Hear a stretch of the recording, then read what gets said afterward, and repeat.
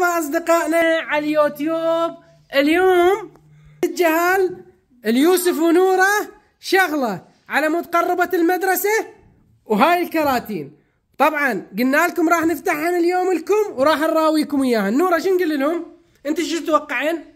اتوقع زاهي او صابون زاهي او صابون. نوره تتوقع زاهي او صابون لان خطية سويت بها هواي مقالب.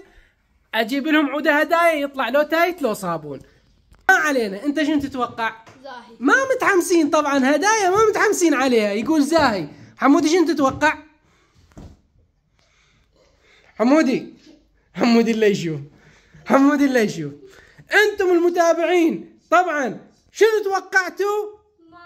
نشوف توقعاتكم. هسه انتم ما تردون تفتحونين؟ تفتحونين لو لا؟ يوسف راح يفتح مالته ونشوفه. فتحي نوره وياه.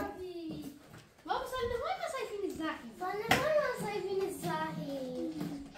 طبعا يوسف ونوره راح يفتحون الكراتين مالتهم ويشوفون. هنا يوسف قاعد يفتح ونوره قاعد تفتح. وساعة مبروك. هاي اللي انتم تردونها، هاي الساعة تحتاجونها انتم بالمدرسة، فلذلك حجزتها لكم وما قلت لكم.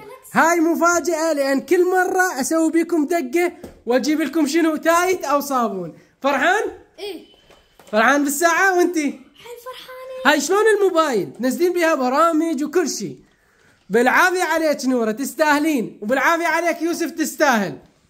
شو نقول لهم؟ لايك واشتراك بالقناة. وعمودي بس يصير بالمدرسة ويكبر نجيب له أحلى ساعة آيفون، لأن هو جهازه شنو أنت عمودي؟ آيفون.